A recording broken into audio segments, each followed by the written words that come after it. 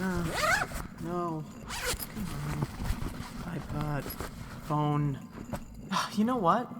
Either someone keeps moving my DS, or it grew legs. I mean, I could have sworn I put it right here on the counter. I don't know anyone who would want to play games on a Nintendo DS. Surely not me. Oh, really? But if I did know someone like that someone might have left it by the Imager. Mm-hmm. That's okay, Dalkin. Well, I still have a half a box of Donitos left. Anyone want a bag for the trip home? Ooh, me. Me? Sure, why not? I'll take any extras that are left. Okay, Janathus, just this once, you get 2. Thanks, Sherry. Hey, Janathus, I know you brought all those smaller boxes down for moving equipment and whatnot, but did you happen to bring any larger boxes? More person-sized? 'Cause, I kinda need to get going. Oh, please tell me you're not thinking of mailing yourself again. No, Wolfgang, I won't hear of it. It's too risky. Don't worry, we'll make sure you get home safe and sound. And you'll have our witty conversation to keep you occupied during the trip. Ride home with people, you say? Well, I suppose I could give it a try, and really, how can I refuse? Well, you can't. That's for sure. And speaking of preparations, has anyone seen Moog? I haven't, and that's kind of strange. He's usually around. Well, I see he's already packed everything but his recording gear. You don't think he's in a rush to leave, do you? Boy, are my ears burning. Moog! We were wondering if you were doing okay with TCT closing down. Oh, not to worry. I'm not really sure we're done for good, and I figure we could all use a break for a while anyway. To let the creatives use a stockpile again. I just went out to take some pictures with my new camera before I packed it away. Oh, and I forgot my camera. Are you going to post those on Flickr? Oh, of course. I'll be posting links once I have it all compiled into an album, which shouldn't be long after I get home. Hey everyone, while it's wonderful you have a head start on packing and getting ready to hit the road, did you forget we still have a podcast to get done? Oh, Mr. Managerial Producer, we haven't forgotten. Have a bag of Donitos. And shush while we get organized. Not every one of us has all of our belongings in such a tightly controlled anal retentive pile like you do. He what? Anthony, sometimes you can be such a nerd. Well, it takes one to know one. I'll have you know how I resemble that remark. I can't believe this is our last podcast. Well, it's been 3 years. How long did you think TCT would last? Hey, I didn't have a whole news feed dedicated just to me. I've had to struggle. Begging and pleading for mean editorial producers to give me a spot. Oh, you exaggerate. Besides, when was the last time anything came out on the Extra? Oh, quit. Both of you. It may not be our last podcast as much as our last Topside podcast. Which is to say, if and when we reconvene, it'll be in Cavern. So, back to the cavern or die trying? More or less, yeah. Wait. So, we have to lug all this stuff back down again? We should have just stayed in Cavern and avoided all the moving around in the first place. Well, I'm sure we would have if the DRC hadn't given us all the heave-ho. Heave-ho! Go on, I just thought it was funny. If it's any consolation, though, I'm sure we can link in with the new equipment. Sure, it'll be a lot of linking, but with any luck, we'll only have to do all of this one more time. Did you say one more time? Dalkin! Sorry, I just couldn't resist. Okay, Topside 5. Let's do this.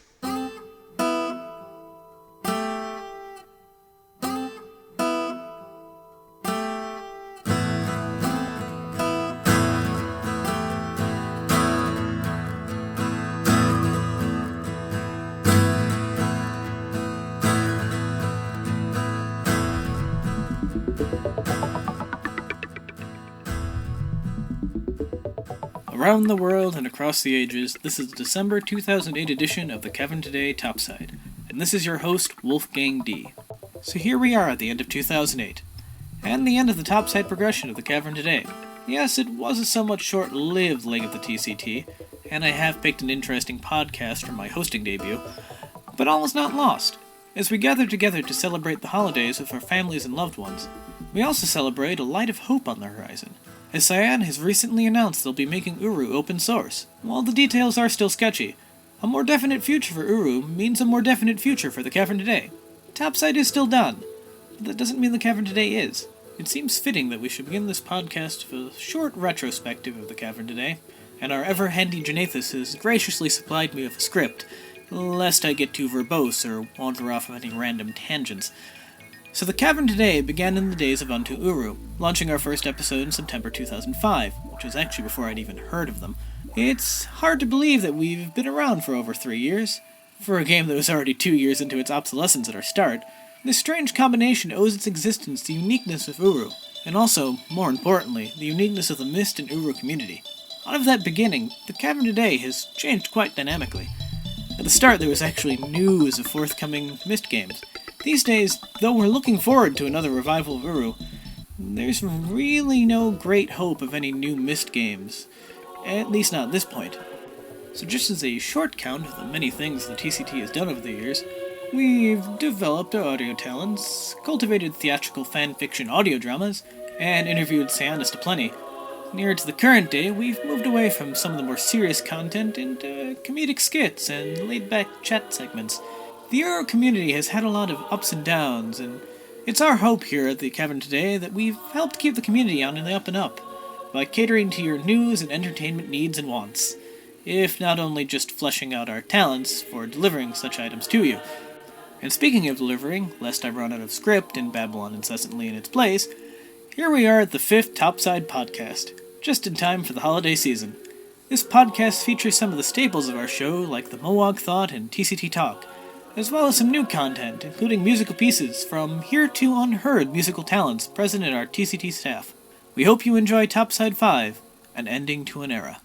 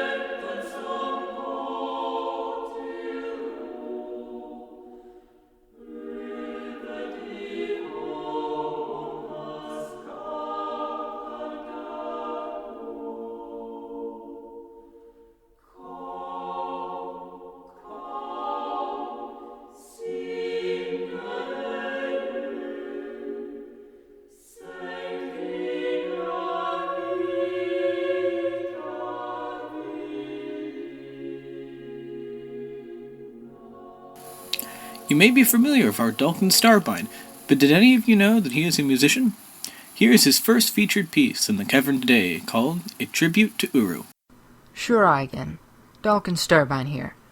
This next bit is just a small piece I composed when I was thinking about Uru and all the things I like about it, and all the great memories that come with that simple word, Uru. It is what I feel and think when I personally think of Uru, and is, in all senses of the term, a tribute to Uru.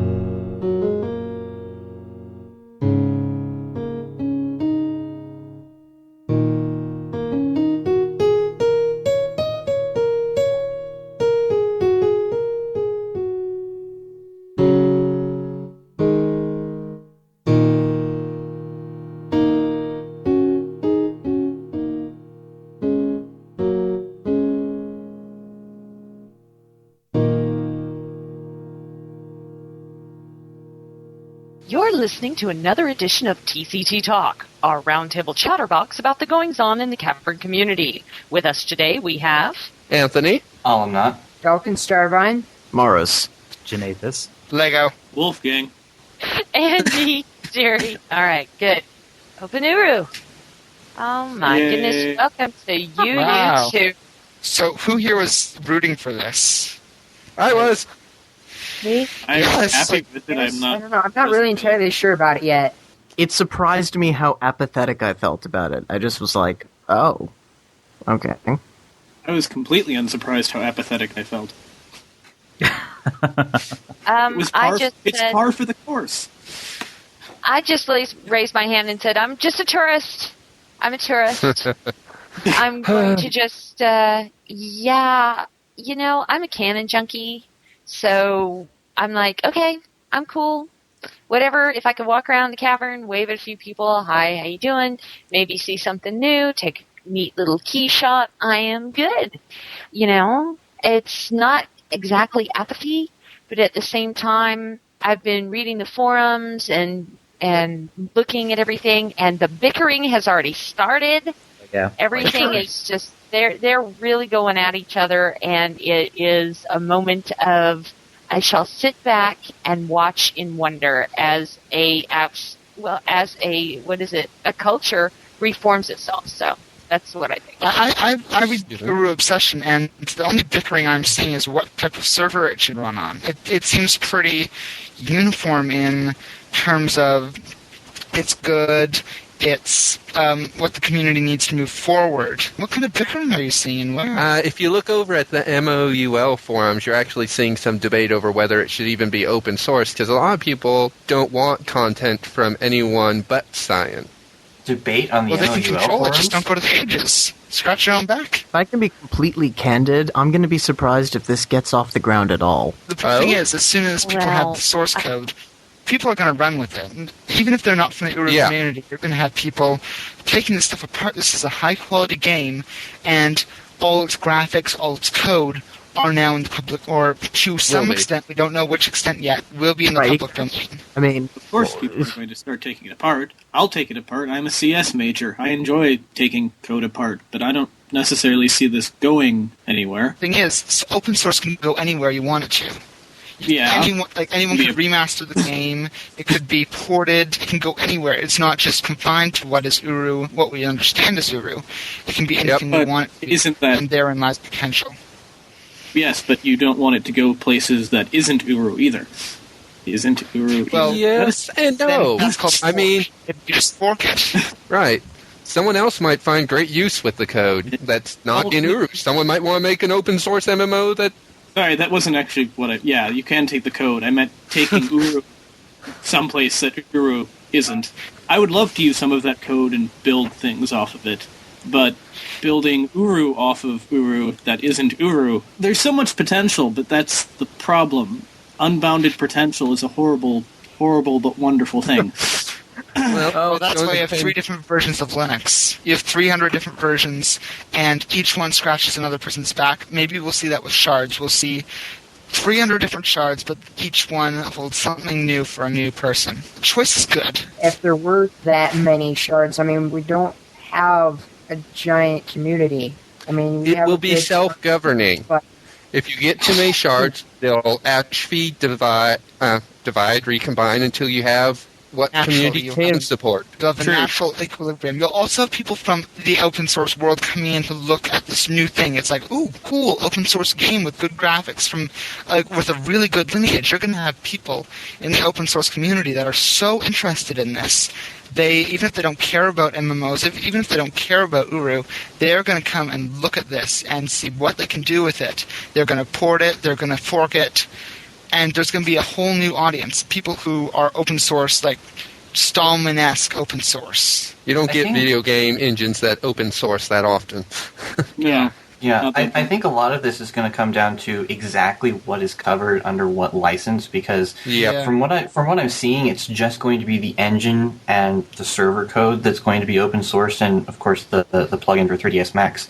But the content itself, I don't think is actually going to be released under that sort of license. So there may be limitations as far as, the missed intellectual property, what people can and can't do with it as Uru. Now, that's not to say that, somebody can't take the server code and go off and start their own completely different game without any of the Uru content in it in a completely different intellectual property universe. But I think it's still a little too early to really be able to get a feel for what people are going to be allowed to do with it as Uru just yet. I think that maybe we'll see the content come out under Creative Commons, because I know Cyan doesn't want... That's very valuable intellectual property. Yeah. All the same, they've said open source, and open source means a particular thing. GPL, as much as I am a fan of the GPL, it is too broad for this. They could do a lot of damage GPL. There are all kinds of different licenses. They could do an MIT license, GPL. Take random letters out of a hat and try to make acronyms. Flurry of acronyms, This will all sound smart. Oh, I know. Here, I have Scrabble in front of me. Let me fix them up. BSD license? What about the intellectual property in the resources? Like, as an example, that Second Life, I think they made Agira in Second Life. They did, and it's a pretty close approximation to what's in Uru. I mean, it's obviously has the limitations that the Second Life engine has, but is that something that reaches beyond what people should be allowed to do with the Cyan resources? And if that is allowed, then we're probably going to have carte blanche when Uru is made open. Well, that's an incredibly academic discussion, because essentially in the digital age, everything is essentially open, but subject to all of these laws, some of which don't actually correctly apply. I did research about how there's legal limitations as to the digital world, like just in terms of intellectual property and actual physical property. But yeah, you can make Agora on Second Life, I guess, but the question is, that's because it's out there. Everything is out there now. You can't stop that. Reining it back in just a little bit.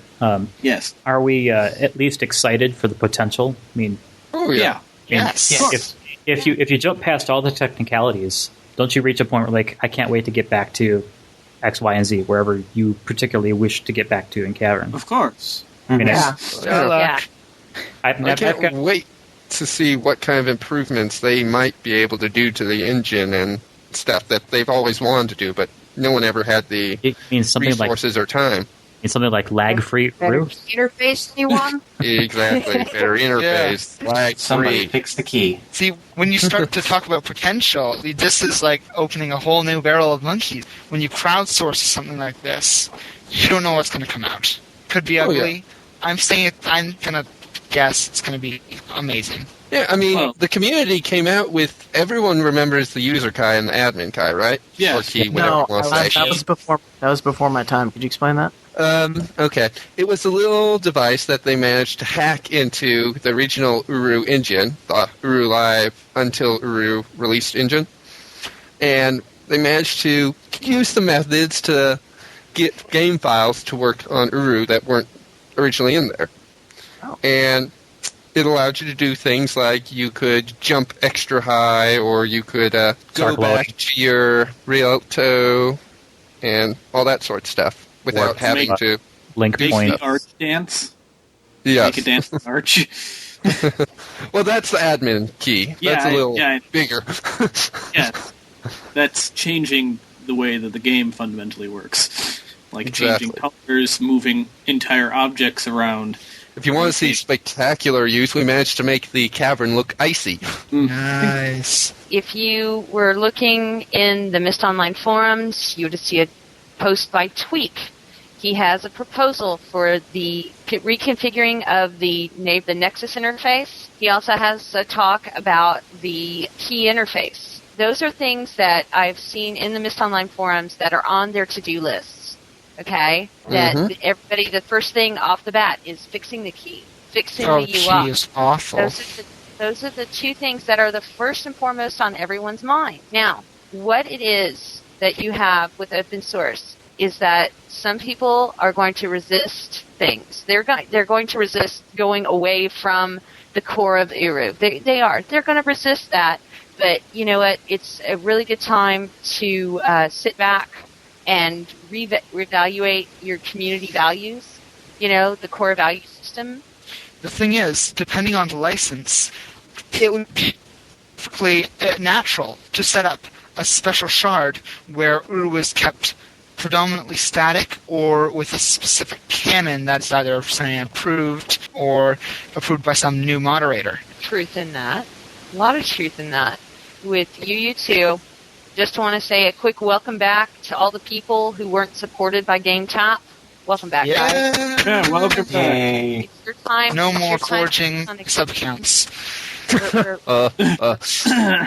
You're back. But I did that. Some people, they're going to have to really start branching out and having some tolerance. I mean, I'm sorry, but some things you're going to like, some things you are not going to like, but there are things that you just have to sit back and say, I'm going to have some tolerance with this. I'm going to go where I like to go. I'm not going to go to the places where I don't like. That tolerance and that the heartbeat of the community is really that tolerance, because you have to make a decision. Are you Denis or are you Tyranny? Are you going to step on people to get to where you want to go to make your shard what it is? Or are you going to stick with the basic rebuilding, pitching the tents, rolling up the shirt sleeves, and working together as a whole? Because you're going to find people who are going to be like, oh, it's my way or the highway. And, that's not going to fly within the community. And we all know nice it. metaphor, by the way. At some point, somebody who's running a server or something is going to throw their weight around. You know what's going to happen. It's happened before. It happened in UU. People are going to be people. Sorry. There were a few comments I saw on the Mist Online forums that absolutely made me blanch. It made me blanch because you see how much free license people really want to take with this. And for me, it's not about taking the free license. It's about expanding the creativity that, you believe is within the Mist universe. I mean, me personally, I hope to goodness somebody goes and pitches a bunch of tents down at the ferry docks. Because this would be something that is really awesome. You can go have a tent and help out. What do you can walk up to the shard admin and say, what do you need tested? What can I help with? And these little things, I mean, there've got to be small things that people can do, be it just cheer people on. But this leads us into another bullet point talking about Explorer-based initiatives and their importance. The spoken word night, the party on the roof, all of those people who did all those amazing initiatives. Because while these things are being built, these people are going to start opening these shards, but they're going to be under construction. What do you do during the time of construction? If you're not somebody who can use 3ds Max, if you are not someone who can texture design. Play like you used to in UU. Spoken word night can be held on something like, TeamSpeak or some other widely used chat client. And there's so many different tools we can use that would more accurately replicate the functionality we used to have in MLUL. The functionality that may not be actually working at the time we received this code. So there'll probably be a lot of hacked alternatives, but I still believe that this community will not wait for it to actually be stable. We played from people that I've heard who played the beta. It was not stable. It was laggy. It was awful, but we loved it. Okay, yeah. I remember it wasn't stable. It was laggy. It was everything. My point is, people are going to want something to do. And those people who are a part of those Explorer-based initiatives like the CAT, like all those fun things that we've done, they have to come back. They have a purpose. I was back in Prologue, I was in the DLA, the Denis League of Activities. We had cone kicking matches. We had Eddie Soccer. We had all kinds of stuff that we did, which because we knew that it takes time for these things to build up. So my point is that these Explorer-based initiatives, they are very much needed again. Yes. Well, and the point, they are incredibly important, especially since if it's going to be like UU for a very long time, at least I assume for a long time, we're only going to have the most basic functionality equal to about what UU was. So it's going to be all on the shoulders of the explorers. And we need these initiatives. Even when we did have new content with Uru Live, it was really all of them driving the huge spaces between things. Exactly. So I have a quick question. All for it, that. Regarding things like the spoken word night and up on the roof and all these things, back in UU, since I wasn't really in UU except for Damala, was there like an activity shard or anything like that? In Damala? No, in UU, I like think he before means in Damala. Tapestry had an activity shard, but it was for large activities. Maztec ran the DLA shard, which we had nothing but activities. That's where the Dunny Games were born. So yeah, we had a purely activities-based one for a while, and All right, God well, bless I was Maztec thinking now. I was thinking That was that would be before my ideal time. for that kind of thing. Then maybe when this gets up and running, like you said, when people are still having things under construction, that's where things could happen. You know what I think would really help would be if some of the limitations could be overcome, like more than just you being in the cleft. Because think of what kind of a welcoming party you could have for newcomers if we had people at the cleft. That would be impressive. They did that with the admin key. They were Yeah, you could do it with admin key, but it was unstable. Let's just leave it that. You could kill a shard doing it that way back then. Come on, Yes. how impressive is that? You killed the shard just to welcome a few people. Does that They not say, really does appreciate that it. not say caring to you? We crashed the server just to welcome you in.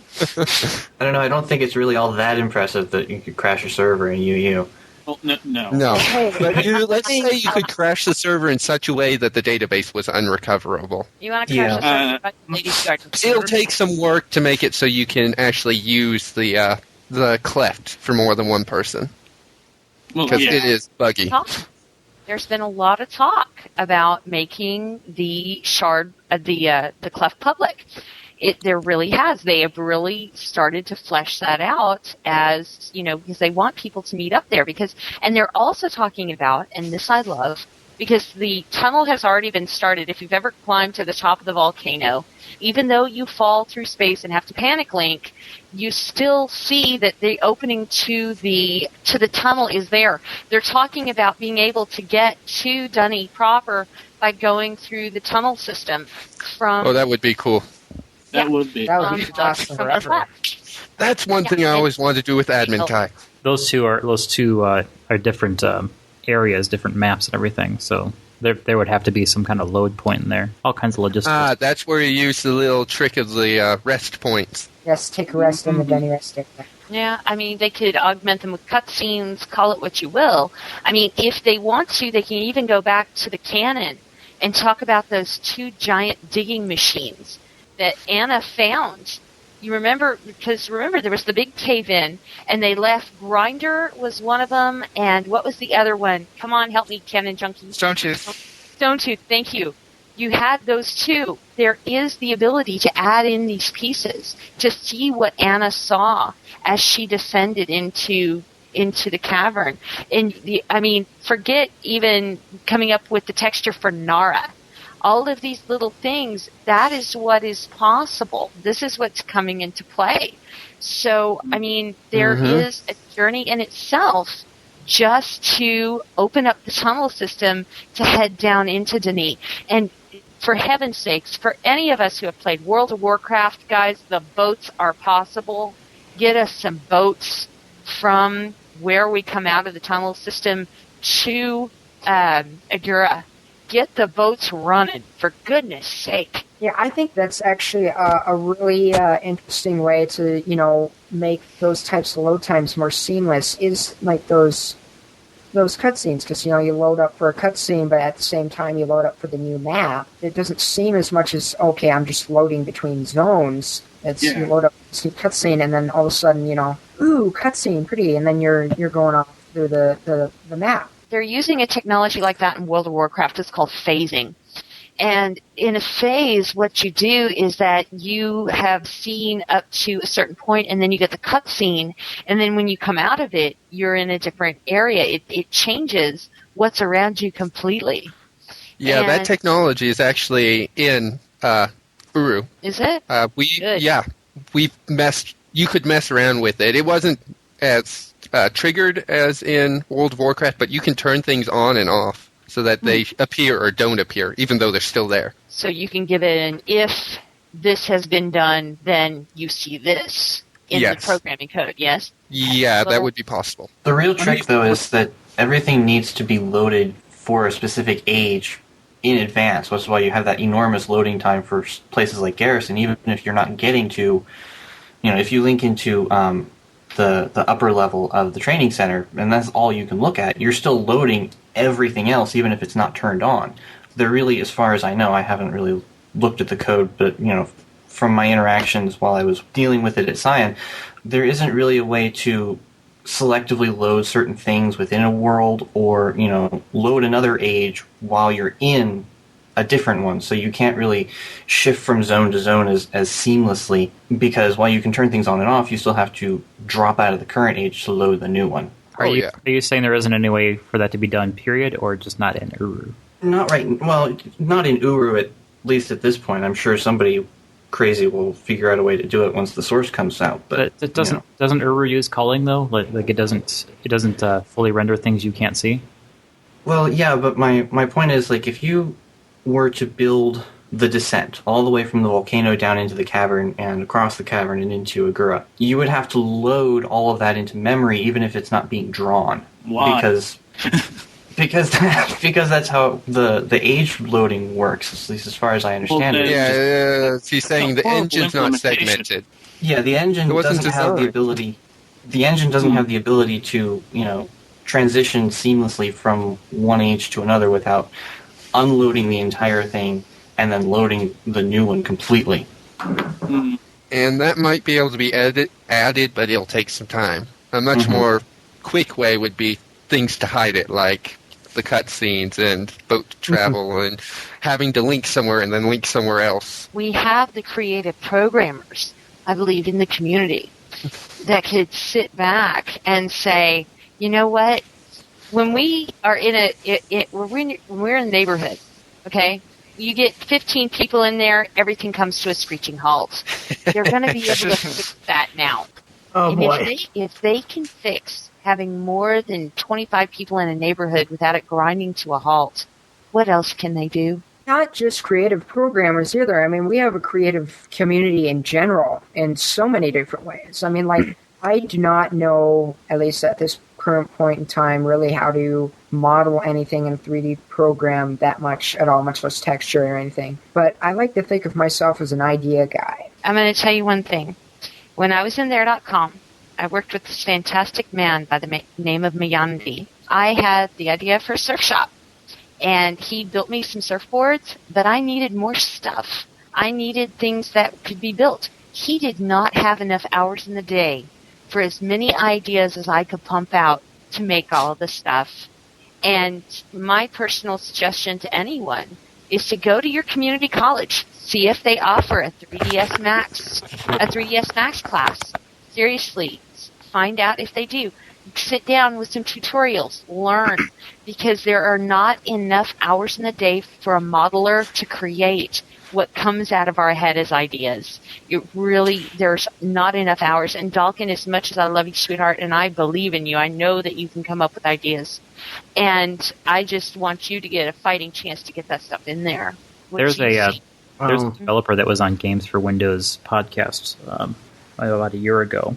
He said he wanted to get out this one particular point, and it was to the fans or anyone who has suggestions for stuff. He's like, the one thing I am never short on, he says, is ideas. He said it has nothing to do with not having ideas or not having enough ideas. The problem is, what can you realistically bring to fruition?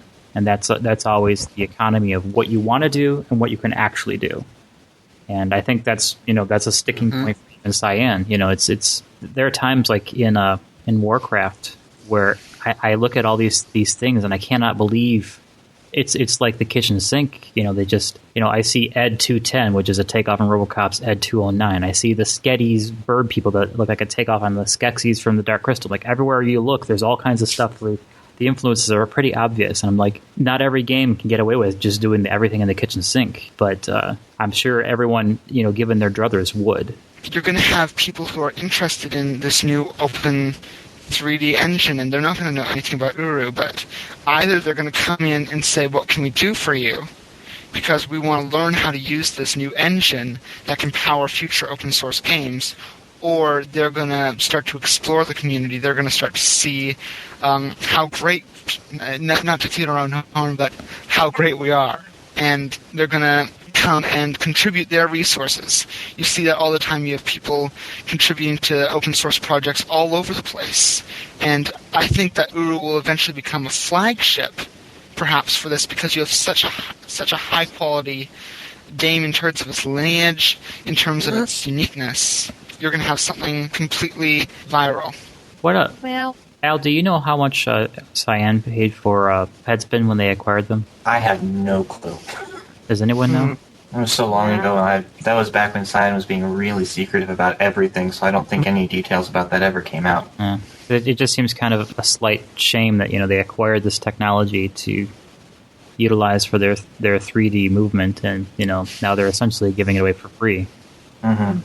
Another thing that occurred to me was I wonder if people will pillage the Myst 5 assets at all. Oh, Undoubtedly. If you can think of it, they'll do it. And Yeah. if I had like only one thing that I could see changed in Uru, it would be that damn texture in front of the library. Just the that giant one that's all pixelated? Yeah, the one that looks like it's designed for an object is like the size of a baseball in the game, but has been stretched up to something the size of a building. Yeah, that one. Wait, where was it on? It's on the ground. Oh, It's yeah, right yeah, from- yeah. Yeah, as soon as you walk toward it, there's this arch of a texture, and when they were getting ready to bring Myst Online out, I was like, "Are you going to fix that?" There's all kinds of little graphical tweaks and fixes that I'd love to be able to pull off. But I mean, Miss 5. Wow. I mean, one of the things that I was surprised was when finally that library came around into MOUL. I sort of linked in there and I said, "Why? I thought you were gonna at least take the textures from Myst 5 and put them on the wall for like continuity's sake." And I was really surprised. I was like, "What?" Because I mean, they already kind of established that maybe the library looked like that, but then the door was blown open or something, and it got sort of less light brown. And yeah, I mean, that's something maybe if somebody created enough to say, you know what, modify ... got on the ball there. That would be cool. I mean, do I expect it to happen? No, but... And I think a lot of that stuff, especially when it comes to integrating Myst 5, it will come down to what license has the intellectual property of Myst been opened up under, if it has even at all. Because, if they say, look, you can have the engine, you can have the server, but don't screw around with our stuff, our content, then there's really no legal way to pull in stuff from End of Ages without getting in trouble. Probably depends solely on how much Cyan will be involved with what we're doing as well. Yeah. True. And that's a really good point, and that's another one of our bullet points. How will Cyan be involved? Will we still have Rawa? We covered in podcast 31 about Rawa and the age building rules. And is he still going to be on our backs as far as continuity and making sure that continuity is priority one, and that even though Cyan doesn't have a direct hand in the process, will they still be here to guide and nurture what they started and placed in our hands to build? I mean, seriously. That's a big question. Rand, are you going to be in there, man? I don't think I don't think they're going to abandon what they've put all this effort into. At least on a base level, they're probably not going to step away completely. But to the extent to which they will be interacting with all of this, I can't really even say. What effect will this have on the people making... Sorry. What effect have on the people making the movie? Because you have all this IP that you've previously depended on to make your movie pitch. IP is extremely valuable when you're pitching a movie because you can do all sorts of stuff with it. And now, we don't know how much, but definitely some of it will be thrown out into the wild. How will this affect the movie people? Define IP. It's intellectual property, yes? Yes, sorry. Not internet protocol. Not everybody knows what we know. We got to share the knowledge. Anyway. Rational porcupines. Also, as a small but rather important point, when Shogun mentioned the 3 people working on iMist. I don't believe one of those 3 was Rawa. Well, I think that's mainly because Rawa is the only people working on iMist are really programmers to make sure that it all comes together. And while Rawa was one of the programmers on Mist, as far as I know, I don't think he's up enough on stuff like Cocoa Touch to actually make it something that he can really do. He's more shifted to maintaining the Dunny canon, and when you've got something like Mist, you don't really need Rawa's involvement to make it happen. Yes, but he understands the story. He understands the story. He understands the language. He's our culture man. He's the center of culture. If anybody needs a pronunciation, they go straight to Rawa. If they need something spelled, they go to Rawa. If they need a canon clarification, they go to Rawa. Yeah, and I do hope that he sticks around and is able to contribute to this Open Uru thing, but I just don't think that people should read too much into if Rawa isn't working on the port of Mist to the iPhone. I don't think they should read too much into that, because there's really not any need for his areas of expertise in a product that's already been out there for 15 years. Right on. I just hope he's there for continuity and to back up the do's and don'ts list he gave to the writers. As we said before, opening the source to the engine and server doesn't mean the content, such as the media and stuff that runs on that engine, is opened up. I'm not saying, I know either way for sure, but I'm just saying I would be surprised if something that comes out with that would reflect that set of rules that Raw released. Yeah, it depends on how they want us to be able to deal with their intellectual property as it pertains to the story and content of Dunny. Because we know they're giving us the engine, we know they're giving us the server, but what they're going to let us do with adding stuff to the engine that's related to their Mist intellectual property, that's where we're still kind of up in the air going, well, I don't know. Because, on the one hand, they could just let us go crazy and, pile in whatever you want right next to the stuff that's already been released as part of MLUL, fine. On the other hand, they could let us take the engine and the code for the server and build new MMOs that aren't related to the Mist intellectual property. But if you're going to do something that's related to Dunny or related to Mist in any way, then, you have to follow these rules. So there's 2 ways it could go. Yeah, or, they could stick with needing to get the user-created art licenses. Mm-hmm. And yeah, that's what I meant with the following the rules thing. Is these are the guidelines for you have to meet this requirement and this requirement. You can't do this and you can't do that. And whether they do that or not, I have no clue right now. Well, speaking as a canon junkie, I kind of hope they do, but yeah, because right now all we can do is speculate. That's all we can really do. We have nothing based in fact except for Uru's going open source. That's all we really know. And open source. Sorry, I'll shut up. Continue. No, with the Wild West comment I saw somebody make, they don't want it to turn into the Wild West. They want it to turn into something that is something that we are all a part of, that is within our core value system, that says, we help whenever we can and try to rebuild what's broken. And if this isn't the absolute art imitating life of people going back into the cavern to rebuild it, I have, it's all on the pages of the Mist Reader, kids. It's all on the pages there. It'll tell you what to avoid. It'll tell you what to watch for. And me personally, I don't want to end up in Terrani and watch people walk on the backs of the least. I don't want to see that.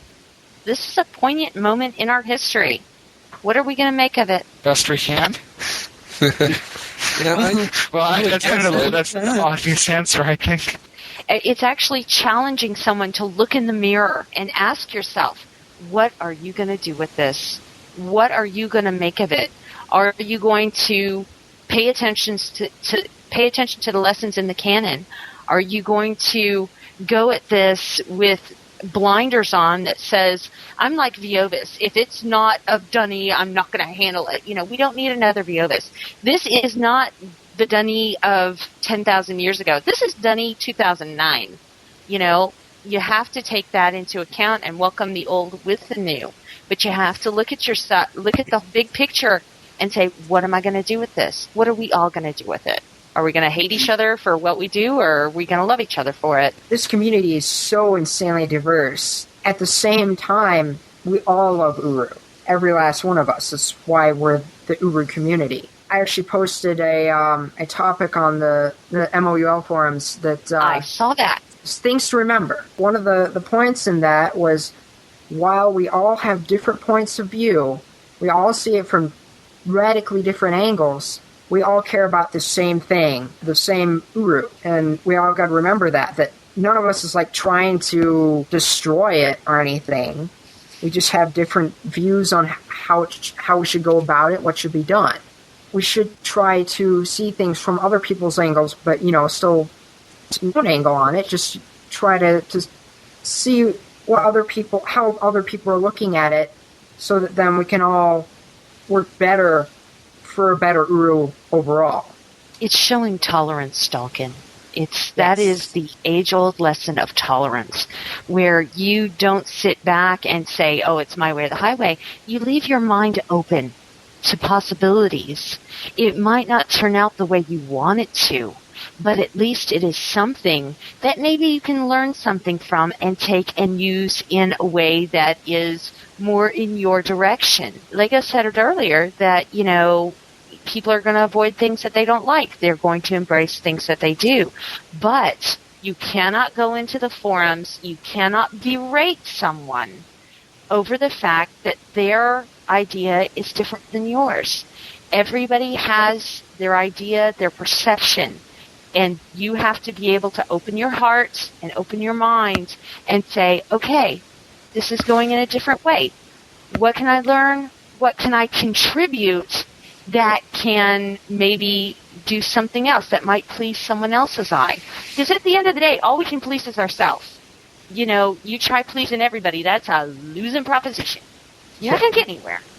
So tolerance is what I'm stressing. Tolerance above all. Love each other, work off of each other's energy and passion, but don't put each other down, please. I'm begging you, please don't put each other down, because you can't get anywhere like that. I feel I'm in no position to do anything about this.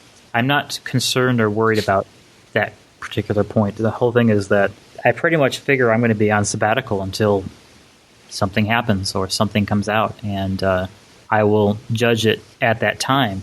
But I'm probably going to be, how to put this, I'm a harsh critic. I don't know if you know that. Never would have Really? Harsh? Ugh.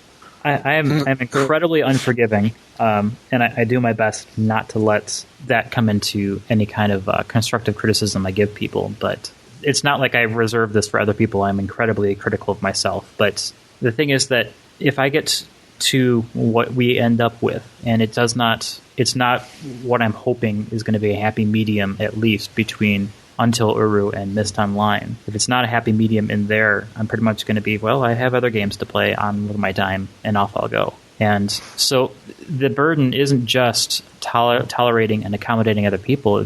Part of the burden is going to be trying to attract people.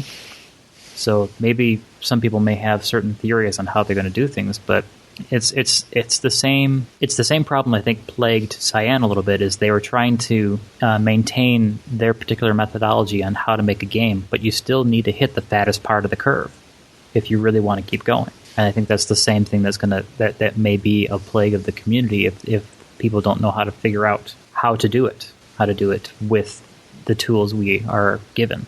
Did I just take us completely off track, or? No, that was No. I gotta say, I have a lot of respect for this guy. I do, and I'll tell you why. And I think he should be an example for other people, because here we have somebody, he can give a criticism, he can express his concerns about something without being mean about it. Just because you have an opinion on something does not mean you need to put other people down. And if he's not happy with something, then he sort of just drops it. He says, okay, that's the way it is. And I think that if we all wanted to embrace something like that, that's how we should act. We should be able to accept something. If we're concerned, we should say that. It's not like we have to shut up, but don't be a jerk about it, and that's important, because we should all support each other. Yeah, and that's what the community is built on. The community is built on cooperation. It is, if you cannot solve the puzzle alone, what do you do? Yeah, What do you do when you can't solve a puzzle on your own, guys? Look for cheats. Oh, come on. Find another puzzle. No. Sorry. Get help. Ask for help. Yeah. There it is. It's so easy. Yeah, we've done this on how many podcasts? Reach out to your neighbors list. Reach out into the forums. Say, I need help. That doesn't mean you can't be sneaky about it. You can still be sneaky. You can be like, anyone else know how to do this? You know. Yeah. and thereby almost asking for help without asking. Well, you can. That's a way to save your pride.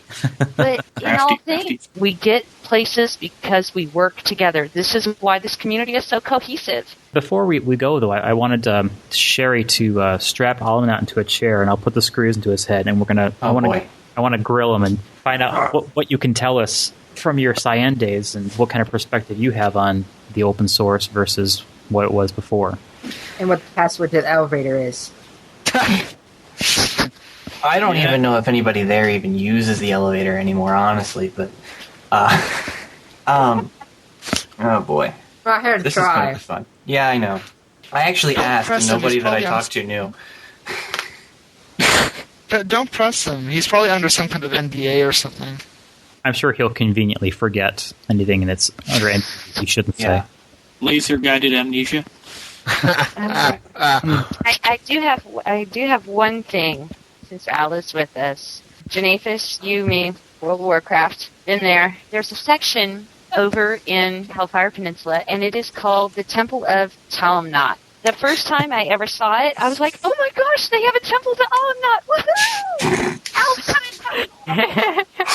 Oh no.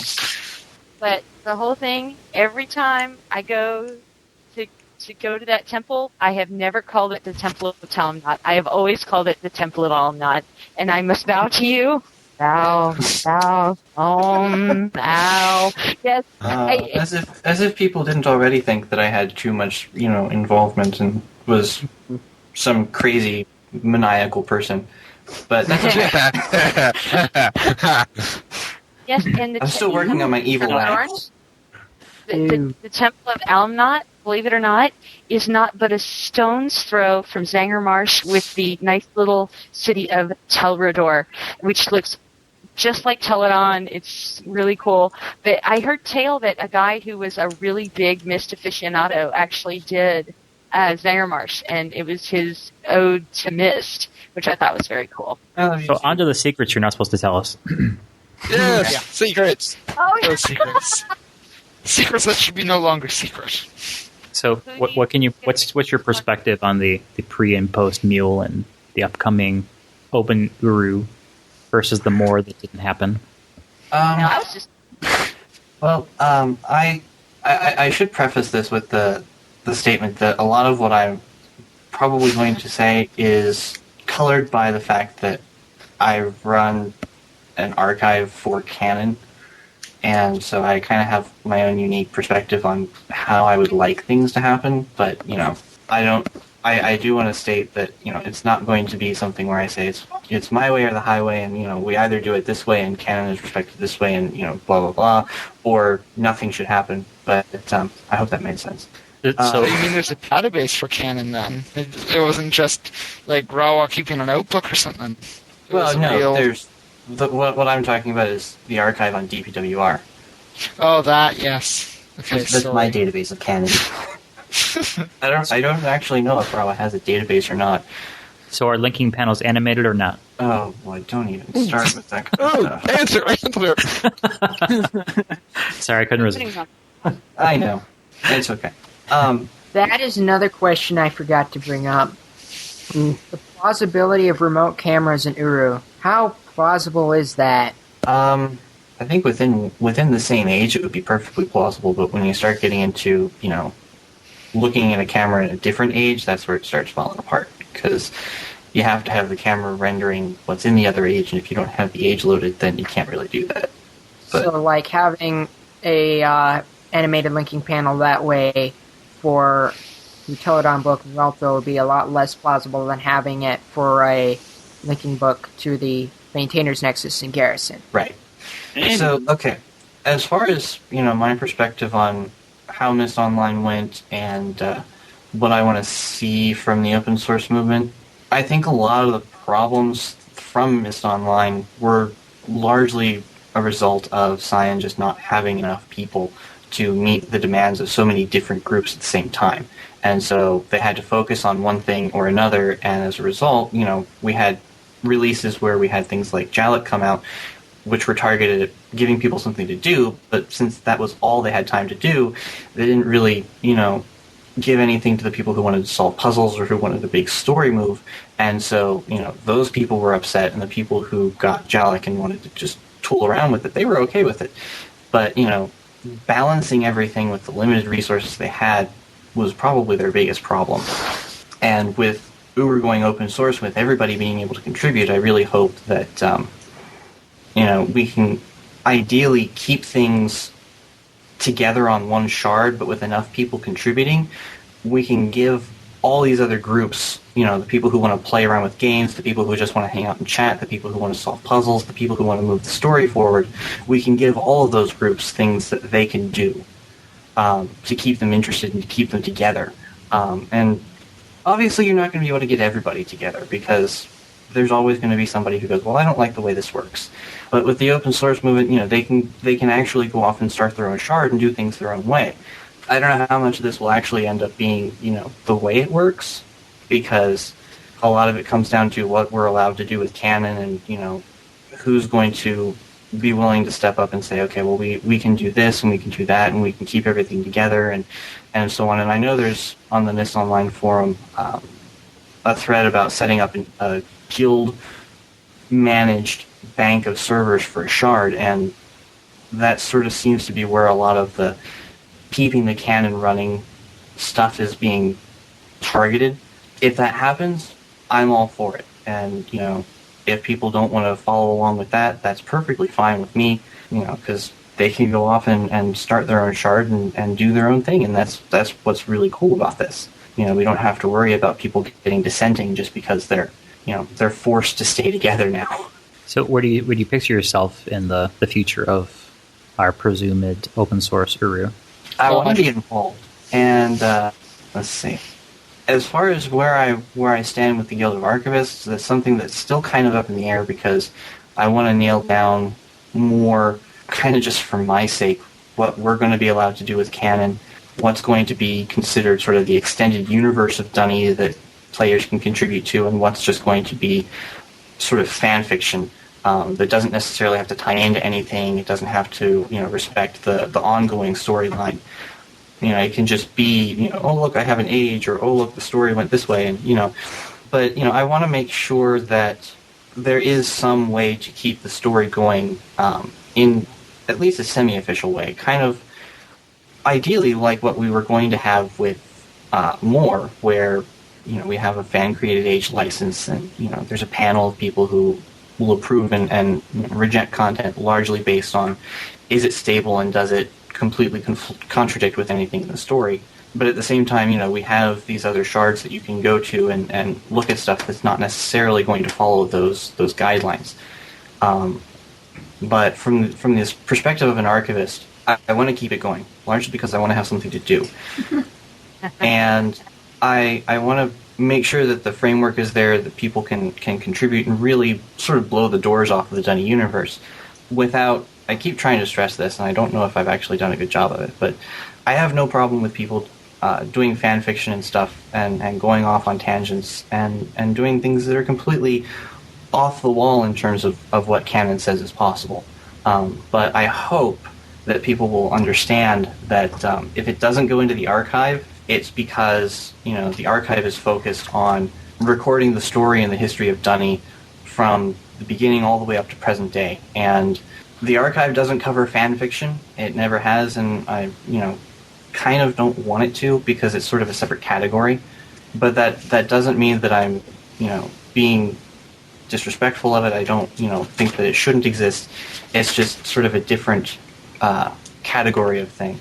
Al, within these wonderful ages that these people are going to write, would it be wise for the linguist to come up with a kind of an elementary school age that teaches you how to spell through puzzles, that teaches you how to count through puzzles, that teaches you how to put together rudimentary sentences.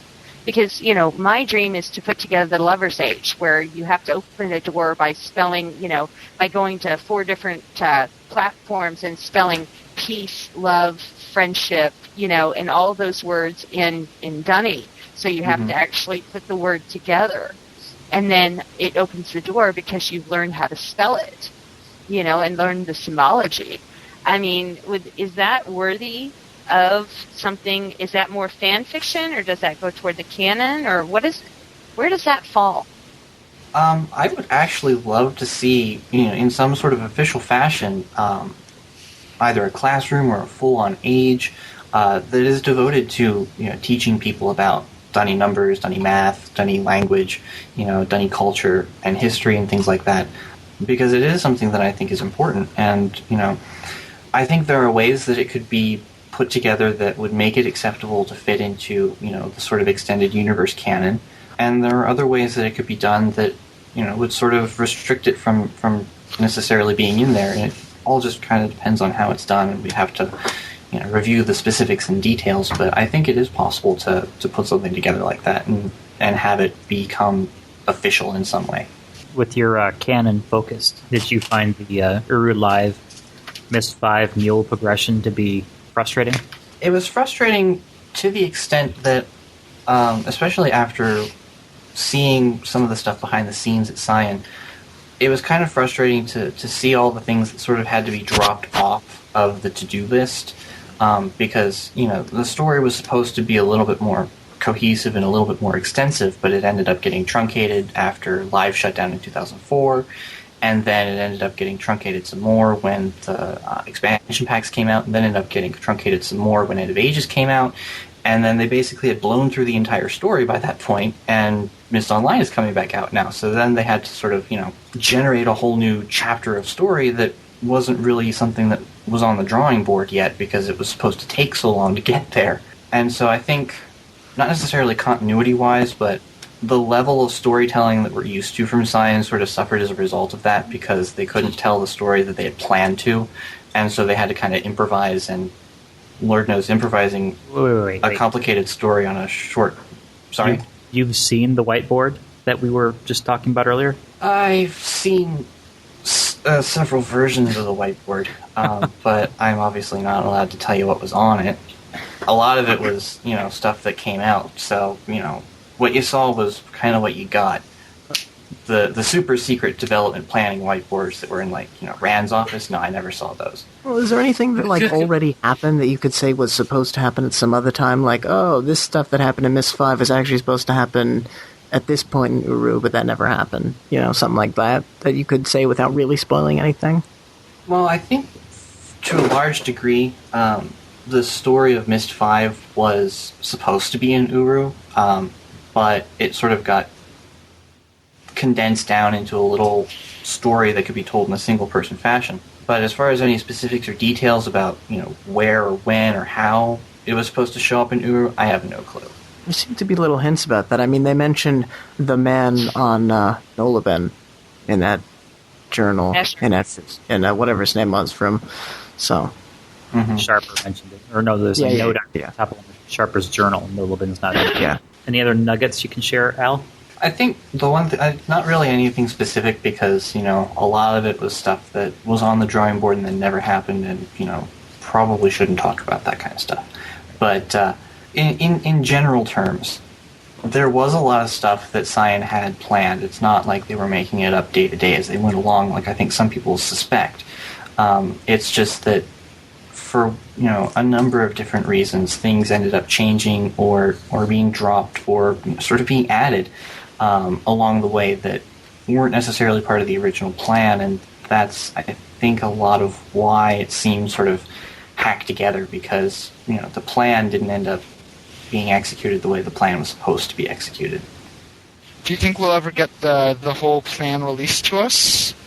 If this, depending on how this goes open source, do you think they'll just give us this content, or give a body this content and let us roll with it? I don't know, honestly, because I just don't know how how intent they are on being able to come back into the arena again. And so I think, if they're basically just giving it to us and saying, we're hands off from now on, and, you run with it and do your own thing, and, we'll come up with something else to do in the future, we might get more of that.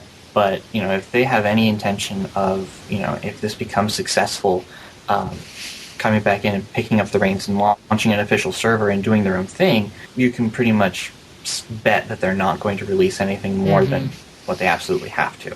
God, Al, you're so cool. I'm sitting here and I'm laughing because I'm humming in my head. You can call me Al by Paul Simon. I'm like, oh, you can call me Betty as long as I can call you Al. I'm sorry. Oh goodness. Well, this has actually been our first freeform panel interview, which we didn't plan, but Hey, we just kind of ganged out. To do one for a long time. yeah, we've all got the screwdrivers into the pins, let's wrap it up, guys. For the Cavern today, this has been Anthony? Alamnat. Dalkin Starbine. Morris? Janathus. Lego. Wolfgang. and me, Sherry. And we're signing off. Bye, everyone. Hi, Jeff Wise here. Now, I know you don't hear me speak a whole lot around these parts, but with everyone packing up their stuff, I figured this might be my last chance to say something. Music has always been a passion of mine, converting the emotions and moods I feel into music. But there was a period of time in which I had not written anything for years. I just found myself too busy and unfocused to compose. Then Wheelie Ankberg died. That event in the cavern affected me so deeply that I simply had to put it into music. Caratharch, I called it, named after the first majestic thing I saw when I turned away from the site of Wheelie's accident. It was also the first time I got directly involved with the cavern today. I shared my piece of music with them and soon found more and more inspirations around the cavern and the ages. Now I consider all the folks here at TCT my friends, and I couldn't be happier with the journey. I'd like to present my newest composition to you. It's called One Last Time, since I was thinking back on all the fun I've had being a part of TCT and the Uru community as I wrote it. Enjoy!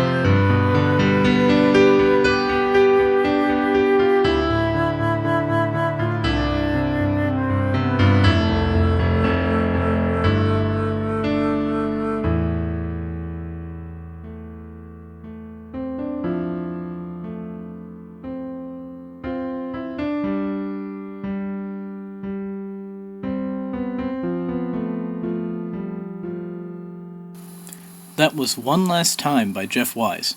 Speaking of One Last Time, it wouldn't be our final The Cavern Today Topside podcast if we didn't hear from the inimitable Mr. Mowog.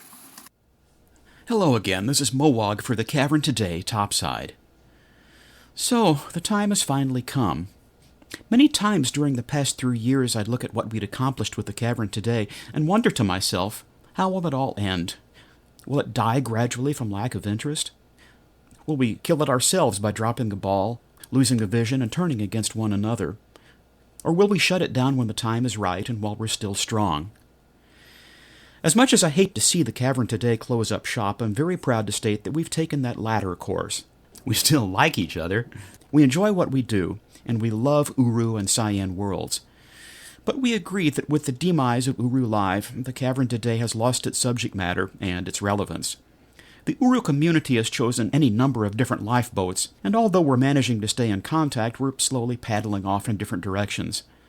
I can foresee the day when only a small circle of friends will keep the forums alive, the bulk of the community having drifted away to other, if lesser, pursuits. But what an amazing trip it's been. And I started early. Although I didn't participate in the original Uru beta, I still tried to stay abreast of all the development news via the forums. I joined the Ubi Uru forum on June 11th of 2003, and have been a regular fixture on that board ever since. I remember the electric thrill I got when I first linked into single-player Uru, ages beyond Mist, started my walk toward the volcano, and heard that music begin to play. I knew then that I was in for a truly amazing experience, and as exhilarating as that original impression was, it carried with it the promise that I'd soon be able to join my fellow explorers in the cavern, that I'd be able to visit ages with them, solve puzzles with them, text with them, and maybe speak with them, and that new ages and new books would continue to dazzle us as the adventure continued. And that thrill culminated when one afternoon I came home from work to find that I'd received an email from one Jeff Zandy, informing me that I'd been chosen to join in the adventure. And in less time than it takes to tell, I had joined the Uru Live prologue and linked in. I vividly recall that the first time I saw a fellow explorer was in my hood. I don't recall her name now, but she appeared to be German, and being a bit shy, I didn't quite know how to respond, so I linked straight to my Relto. But as time went by, I came to welcome and relish the time spent in the cavern and ages with my fellow explorers.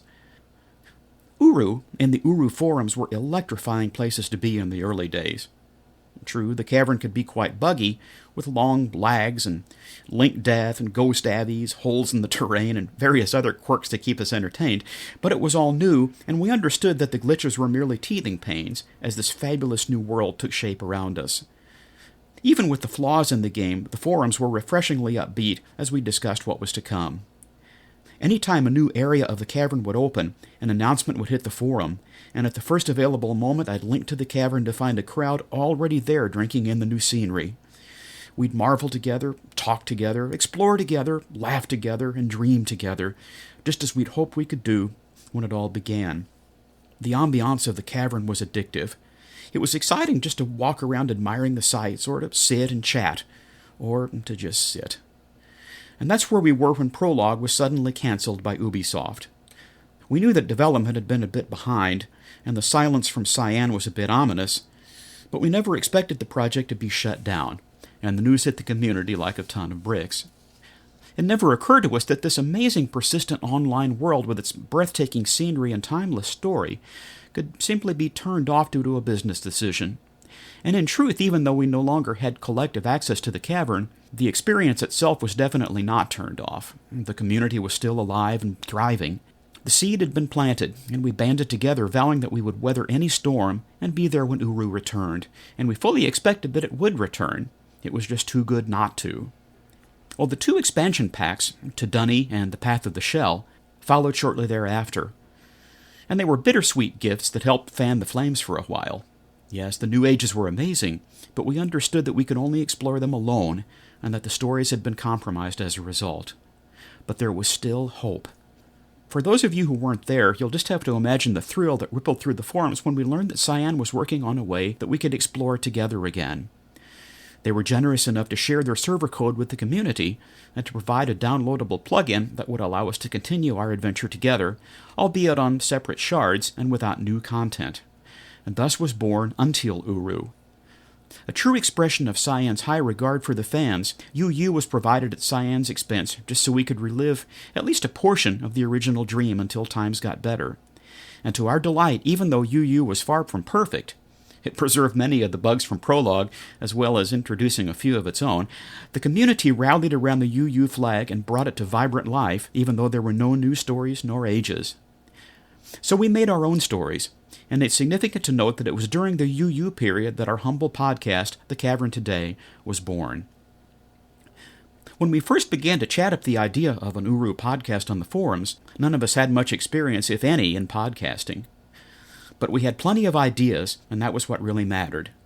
We imagined TCT providing a regular newscast to the Uru community. We started planning a regular dramatic series unique to TCT and based on the Uru experience. We imagined panel discussions, interviews with community members, and perhaps someday, dare we dream, interviews with the creators at Cyan. Had we known then that we'd eventually interview Richard Rawa Watson, Ryan Miller, Josh Staub, and finally Rand Miller himself, multiple times, I'm not sure what we would have thought. The Cavern Today was eventually to see us chatting with most of the Cyan staff, as well as with several community stalwarts, Shard admins, and so on. And we learned fast. The Cavern Today truly came into its own as the premier podcast of the Uru community, and we took our responsibilities very seriously. Even though The Cavern Today was the first podcasting experience for most of us, we soon discovered that we had latent talents as writers, producers, editors, newscasters, voice actors, sound effects engineers, forum admins, musicians, etc., and we all rose to the occasion, defined and played our roles to the best of our abilities, and each of us admired and respected the talents of our teammates. For the most part, there was very little rivalry among us.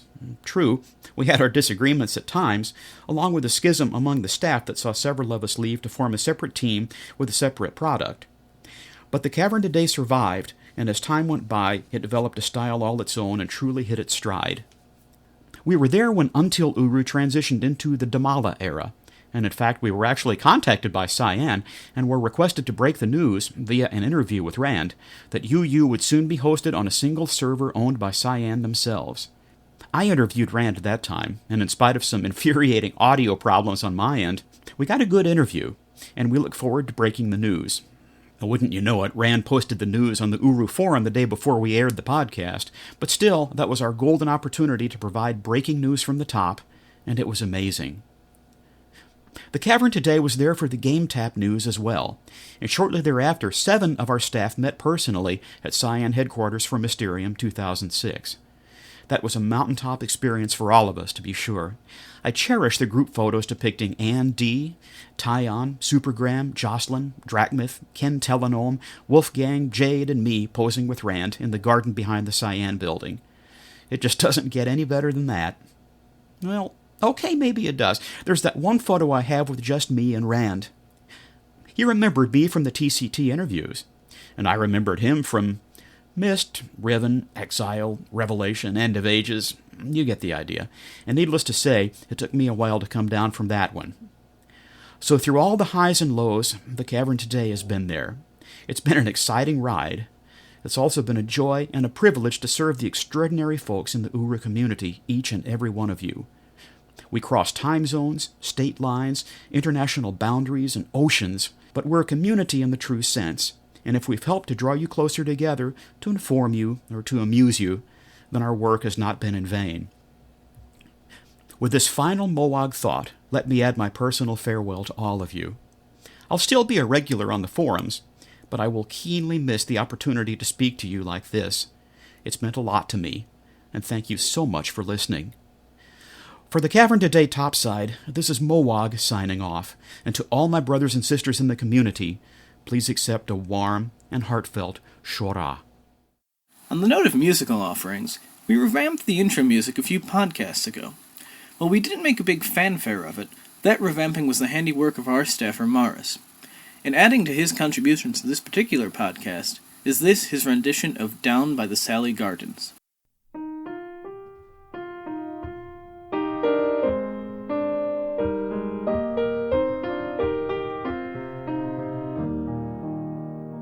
Down by the Sally Gardens, gardens my love and I did meet. She passed the Sally Gardens with little snow-white feet. She bid me take love easy as the leaves grow on the tree. But I, being young and foolish, with her did not agree.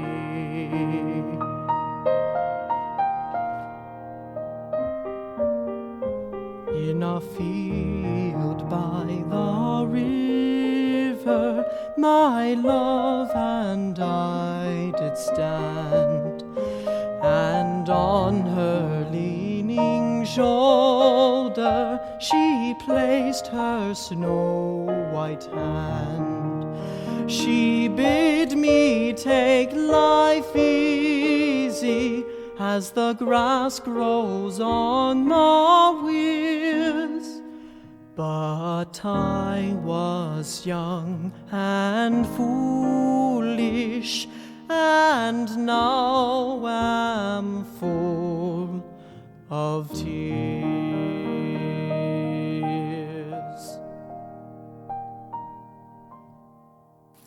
Some of you might have noticed that Shari has been missing from a few podcasts. The Cabin Today is a volunteer project, and as much as Janathus would like to dock our non-existent pay for not contributing, we do not question people who have to drift away for one reason or another. That is not to say that we don't miss them. So it is with great glee that we found her not only wishing to participate in TCT Talk again, but also willing to give you her signature brand of wisdom. Hi everyone, it's Sherry for the Cavern Today. A couple of nights ago, I was sitting on top of a tall tower in a place called Ice Crown when my druid in World of Warcraft dinged 80. Now, for those of you who don't play WoW, well, dinging is the expression used to denote that you've achieved the next level. Besides, since the release of Wrath of the Lich King, well, that's the highest level you can get to.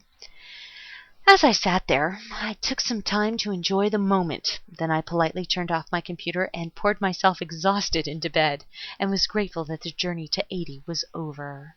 The next day, I sat down in front of my computer and I realized what I had really done. I got onto a boat from Northrend and I went to Stormwind City, did a little bit of business at the auction house, and there a level 23 toon walked by me and went, "Whoa, nice job on 80. I had to chuckle as I thanked him, because when I saw what level he was, it made me realize how far I had actually come. So, in a fit of nostalgia, I jumped on another boat and headed all the way back to Teldrassil, starting area for the Night Elves. As I rode my trusty steed through the forest, passing single-digit toons on my way, I finally reached the place where I started my toon over a year ago, and it really started to sink in how much I had actually done. I sat back and considered the journey that I had gone on, and all the time and effort I spent on my little project, getting my toon as good as I could get her. I've always been goal-oriented, so to set a high goal is something I'm used to. Goals aside, though, reaching 80 made me think of a quote from Patrick Stewart as Captain Jean-Luc Picard. Someone once told me that time was a predator that stalked us all our lives. I rather believe that time is a companion who goes with us on the journey and reminds us to cherish every moment, because it'll never come again. And as I looked around Teldrassil, looking at all the level 1 through 10s running around, it reminded me of a few things. A while back, I was talking on TCT Talk about how I had made the journey from 1 to 70 by myself. Well, some people took offense to that. I don't know why, but I do know this. The people who complained at me for that comment were companions on my journey that I had failed to mention that they were there with me. They didn't mash the buttons on my keyboard for me, but they did impart some very crucial advice. They even came and saved me from some very excruciating moments when I didn't think I could get much further. As I look back on 1 through 80, I've come to realize that I've had many companions on my journey, all of which I have had the privilege of enjoying their company, their wit, and their wisdom during the trip. I will never say that it was easy, because in truth it wasn't. But in the immortal words of Aerosmith, Life's a journey, not a destination. So I thank all of my companions that are too many to mention individually, but know who they are, for their contributions to my character's development over the last year. Lots of advice that came my way is still being used and paid forward, so I hope that there is some comfort in them for that. But in all things, no well-bred Uruite would be right without their explorer gene. You know what I'm talking about. That endless need to explore everything around you and take the time to enjoy the nuances of the environment. Well, since the achievement system came into play in WoW, they have a whole section devoted to exploring. And being as I'm an Uruite, I took special pride in seeing the words, Relima has explored X area, wherever I had gone, down in the bottom left-hand corner of my screen. But then, just a day after turning 80, I realized why I had worked so hard to get there. A final pass over Onslaught Hold in Icecrown did it. There was a ding and a little line in the corner that read, Congratulations, you're a world explorer and you've earned the title of the Explorer.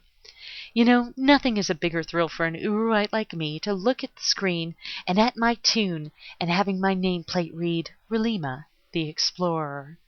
Nothing is so perfectly apt to describe an Uruite like me in WoW. I even got a really neat tabard with something that looks like it came straight from the Guild of Surveyors as my prize for doing all that exploring. But through it all, though, no matter what world I play in, no matter what I do, I guess I'm still an Uruite through and through, and I would be nowhere without my cavern family or my explorer gene. It reminds me of one more common sense fact. You never know what your journey will bring. You never know quite what to expect from what's around that next unexplored corner. So, I'll just let a familiar voice wrap it up for me. Not what you expected, is it, traveler? No, it wasn't. But then again, that's just me, of course. For the Cavern Today, this is Sherry, signing off.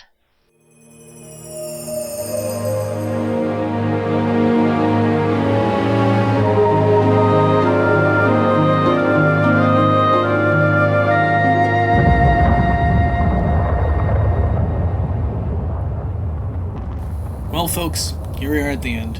The last of the TCT staffers are piling boxes away into their cars. Boxes which, oddly enough, aren't my means of choice in getting home this time. I'll be hitching a ride with a few others, at Sherry's behest. It'll probably be more enjoyable than sending myself care of the local postal service, and the food will certainly be more nutritious than eating my own shoes. While this podcast does mark the ending for some, the future of the Cavern Today has always been tied to that of Uru, and seeing as the future of Uru is looking less skeptical, the chances of TCT returning are looking that much more likely. When you hear from the Cavern Today next isn't so definite, but until that time, I still have my relative book handy, ready to return when the next group of explorers choose to populate the cavern. Okay, come on, Wolfgang, we're going. Oop, looks like they're calling me. For the last Topside, this is the Cavern Today and your host, Wolfgang D, signing off.